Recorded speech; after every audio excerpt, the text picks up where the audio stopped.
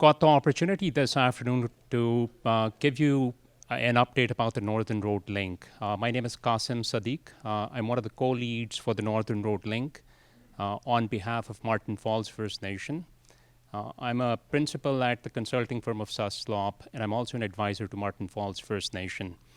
Michael Fox is actually the other co-lead on the Northern Road Link on behalf of Webequie First Nation.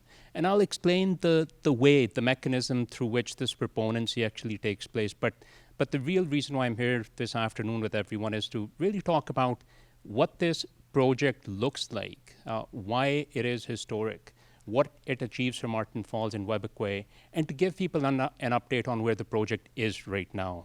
So let's dig into that. I just spoke to this, but as part of that, I also want to speak to what this environmental assessment process is. Minister Peary spoke to the fact that it takes about 15 years to build a mine in Ontario right now. Out of those 15 years, a big chunk is the regulatory process, and the environmental assessment, the impact assessment, is that regulatory process. So we'll talk about, as part of that process, what are we doing? What are we required to undertake from a regulatory perspective? Requirements on behalf of the Government of Ontario as well as the federal government, and then the requirements that the communities of Marten Falls and Webequie have on top of those requirements. Now, we're trying to do it as efficiently as we can, but the key principle is to be thorough. So I'll speak to that as well, that what type of work is being conducted to ensure that this is thorough from an environmental and social perspective as well. So a message from Chief Bruce Hatchney-Peniscum as well as from Chief Cornelius Wabass up on the screen. I'll read it out.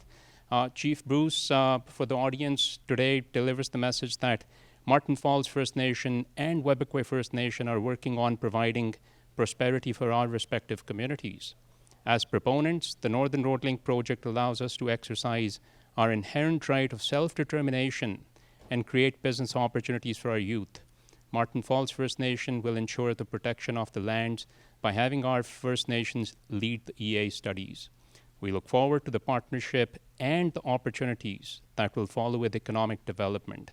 Now, Bob Baxter, who I've the privilege of working with on pretty much a daily basis, delivered this message as well. So Chief Wabass, you've all had an opportunity to hear directly from Chief Wabass, but I'll still read this out loud. Chief Wabass in this message says that Webequie First Nation is excited to partner on an Indigenous-led environmental assessment for the Northern Road Link project. The reason why the two communities are co-leading the EA is to generate information which will allow for us to make an informed decision. As co-proponents, Marten Falls First Nation and Webequie First Nation will ensure environmental stewardship for our traditional territories. We're seeking to enhance the quality of life for our community members and looking forward to working towards our mutual aspirations. Now, the key point in that message, of course, was the unprecedented nature of what this project means as an Indigenous-led project. And we've heard of Indigenous partnerships in the mining industry in the past, but hearing this type of a story of an Indigenous community becoming a proponent of what is now one of the largest pieces of infrastructure being developed anywhere in Canada is unprecedented.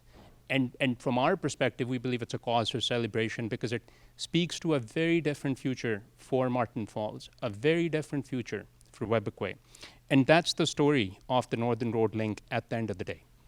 So a little bit in terms of the background of the project, the two communities, of course, are Indigenous communities which aren't accessible by road at this point.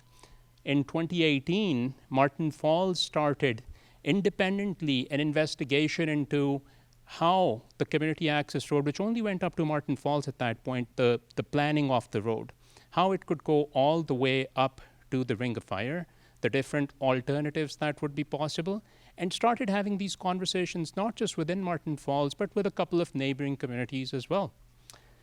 Few community events were held. We looked at maps, we looked at all past studies and information that was gathered. And this background became sort of the starting point for the Northern Road Link project. So it didn't just start from scratch. There was a lot of historical investigation and work that was done. But through this sort of process of chatting with Marten Falls, chatting with neighboring communities, having these conversations with Webequie as well, A lot of that information was filtered out. So we could focus on what I am presenting to you today as the Northern Road Link.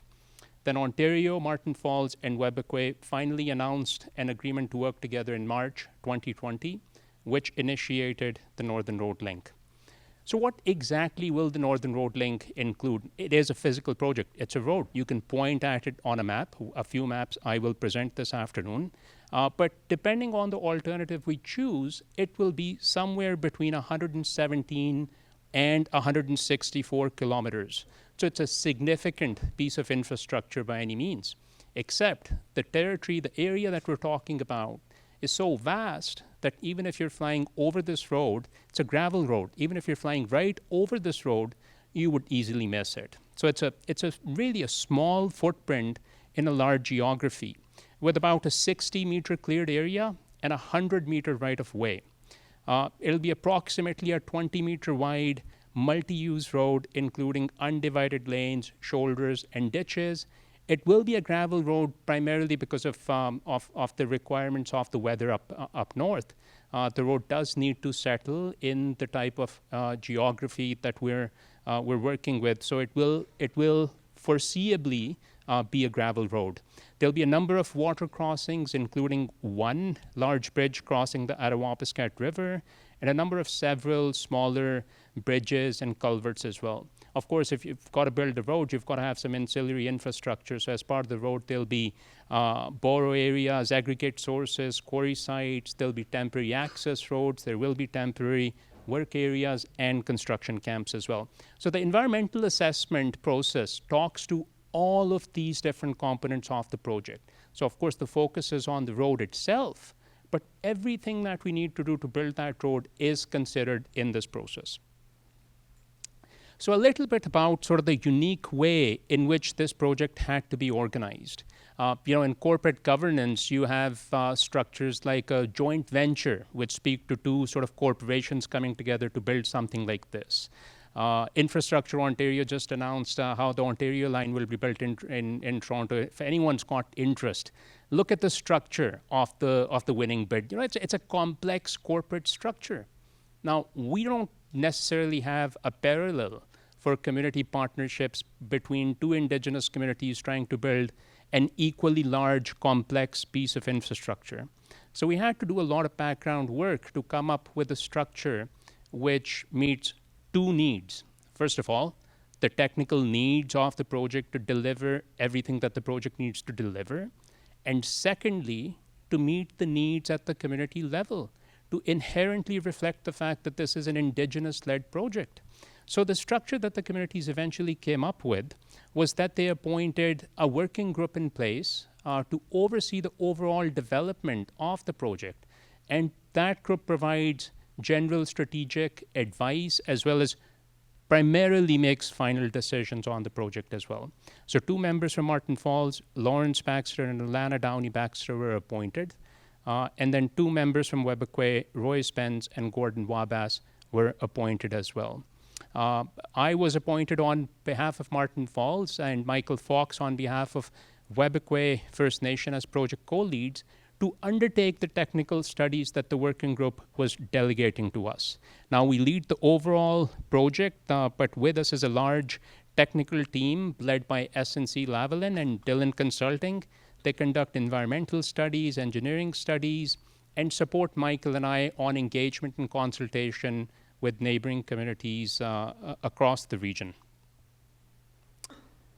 So I promised I'd show you a map. Here's the first one. So this one shows all three projects on a single map. The Northern Road Link is the middle portion that helps connect the Marten Falls Community Access Road to the Webequie Supply Road. It is, as the name suggests, it's a link, but with it ties up the Ring of Fire at the intersection of the Webequie Supply Road and the Northern Road Link. Now, all three projects are independent. They all have one function which is primary, and that is independent of the other project's primary function. They also sort of were structured this way because at the end of the day, for these communities, the nature of the agreement with the province, the funding, it became available at different times. So the three projects became structured separately. A, because their purposes are different. The community access road for Marten Falls, as far as the community is concerned, and you heard from Bob as well, they absolutely need and want a road that connects the community, regardless of what happens or doesn't happen in the region. So that becomes a primary purpose, a primary driver for that road. The Northern Road Link's primary purpose at the end of the day is to connect the Ring of Fire. And the Webequie Supply Road is an economic road for Webequie First Nation. So all have an independent purpose, but together they formulate the projects that you see up on the map, which connect Marten Falls, Webequie, and the Ring of Fire. So this map, I won't name all the different segments, I promise. It's an alphabet soup, but it's a nice looking map which showcases all the different segments that are potentially possible as alternatives. There are a total of 12 alternative corridor segments. So you can end up with a number of different combinations which will give us our final preferred alternative. Before anyone asks, I have no clue what the final alternative will be. A number of studies have to be done. A lot of consultation and conversations have to take place. Indigenous knowledge has to be collected from neighboring communities and fundamentally from Marten Falls and from Webequie before that decision could be made. But we have done a few things which have enabled us to make this map till today. So where we cross the Arawapiskat, there's a few locations that enable that crossing. Some of those crossings were identified through historic engineering studies, and they make technical sense to have a crossing at that point. But once we started those conversations with Marten Falls, with Webequie, we realized that one of those bridges was an absolute no-go for the communities because of sensitive cultural values which were in the area. Historic land use, a lot of sensitive sites which the communities wanted to protect. So based on that conversation, we took that alternative off the map, and we came up with a new alternative. The alternative corridor is a 2-kilometer wide corridor. So it's not just one single line over which you can cross the Arawapiskat. It's a 2-kilometer wide corridor that you investigate significantly and thoroughly before you decide where exactly does the bridge go. So that's those are all the different factors that have to be considered in the environmental assessment to decide what would become our preferred. So let's talk a little bit about the environmental assessment process in Ontario. I'll try to keep this part brief, but this is the heart of what is being done right now. So an environmental assessment in Ontario, at the end of the day, is a decision-making tool.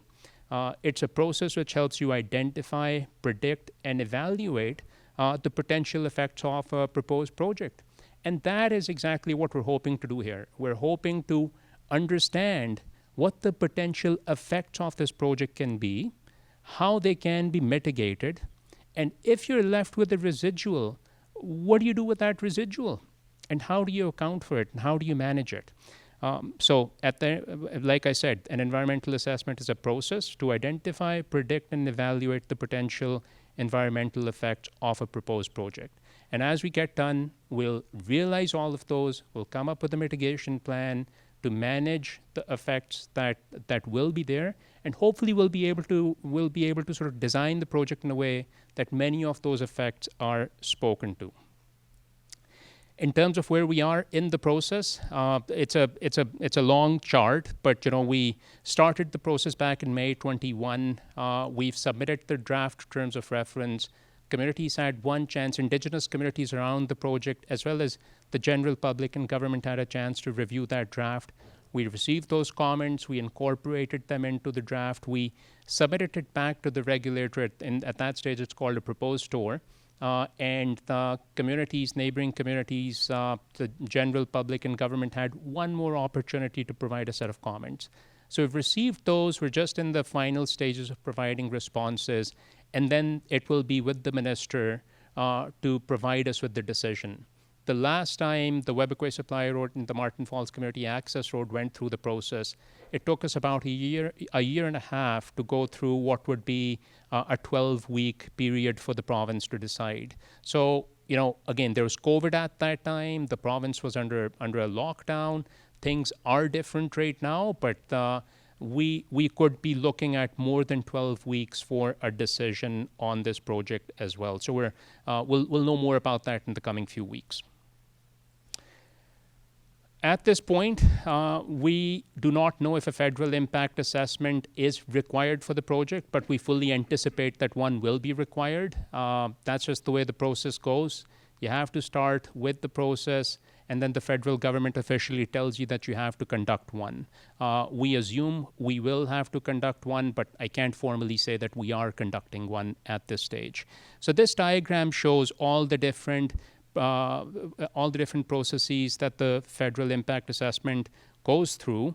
And this slide here, not the box side, I guess when you're looking at on the left side, yeah.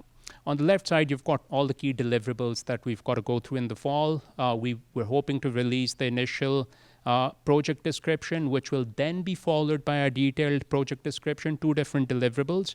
After that, the impact assessment phase of the project will begin. Now, the new Impact Assessment Act, which came out in 2019, is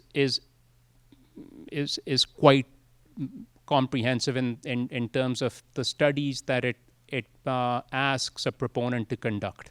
As part of the Marten Falls Community Access Road and the Webequie Supply Road, and now as Northern Road Link, we are conducting studies that have never been conducted in Northern Ontario in the past.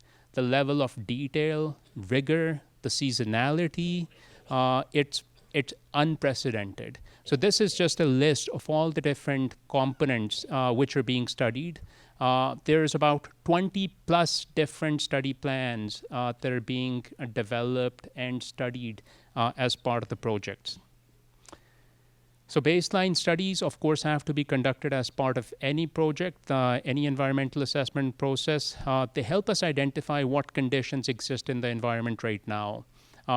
It gives us something to compare to when looking at potential impacts for the future. And it helps you integrate in indigenous knowledge with what typically projects call Western science as well. Indigenous knowledge, Bob spoke to the fact that, it is absolutely paramount and very important to Marten Falls and Webequie as well. So we are developing a fairly comprehensive Indigenous knowledge program and working with neighboring Indigenous communities to support them in their own independent collection of Indigenous knowledge. There's a funding program available for communities to conduct those studies and to collect Indigenous knowledge. If they choose to do so and they provide those studies to us, it would enable us to capture voices, ideas, concerns, historical patterns of land use, understanding how such a project could come to impact Indigenous people, their traditional way of life. It can inform field programs. It can inform baseline studies. It can come to guide mitigation plans in the future. It can help us predict potential project effects. So what you're able to do with Indigenous knowledge and where the art and science of environmental assessments has come today, it's quite remarkable. It's still a work in progress. Don't make me sound like that this is absolutely flawless. It is a work in progress, but a lot of progress has been made in the past 5 or 10 years. So I'll give you one example from our project, the Northern Road Link, in terms of how we're utilizing Indigenous knowledge and science. So this diagram represents science in yellow and Indigenous knowledge and Indigenous land and resource use in green. So the example is that of fish. On the science side, of course, you go out there, you conduct your field programs. You look at your local study area, your regional study area, you do sampling, you collect fish samples, you try to understand what the overall ecology of the place is like.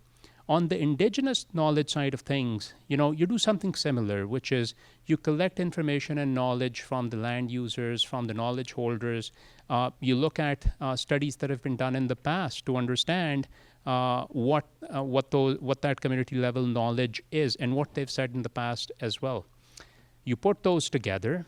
What that tells you is where are the fish? What's the location of these fish? What type of fish species do you have? What do these fish species mean to local people in that area? The baseline that we conduct is a point in time, so it's a dot on a timeline. But the indigenous knowledge is a continuum. It tells you about how people have used fish, where they've existed, the pattern of that evolution. And then you put that story together. And at the end of the day, the fish basket that you get at the end, the baseline condition that you get, that idea is significantly more comprehensive. It really enables a deeper level of understanding, and that is what we're trying to do at the project level. In terms of the IK program, just to conclude, we're collecting existing indigenous knowledge and information, and then we're completing project-specific indigenous knowledge and land and resource use studies. So things that communities have done in the past, and specifically things that they want to talk about for this project, because it's a specific geography. There's a specific local study area which we have a much deeper interest in. And of course, all of this would be sort of based on IK sharing agreements. Knowledge would remain confidential. We won't be sort of printing it in maps in the EA report. Will speak more to how decisions were made based on the knowledge that's received. So information received from communities remains confidential. Towards the end, I've got maybe another 4 or 5 minutes here, but I want to take a little bit of time to give the audience a sense of the type of studies being conducted at the ground level. Because you hear sort of conjecture out in the public that we don't do environmental assessments right in this country, or we cut corners, or enough work isn't done at the ground level. And I of course wholeheartedly disagree with that, because what we're doing on the ground level, from my perspective, is unprecedented. And all that means is that we're really improving on what has been done in the past. A big part of that is what the regulators are asking us. Another big part of that is that the proponent happens to be Webequie and Marten Falls. So in terms of the physical environment studies, we're studying greenhouse gas emissions. We have a separate climate change study. We're studying air quality, noise, geology, terrain, and soils. That one word, geology, is a multi-million-dollar program which is enabling us to basically go and look at the entire terrain, including what that geology looks like under the peatland. Surface water, visual program. In terms of the biological environment, where there's that one bullet, wildlife, is 15 different species, all studied over different seasons.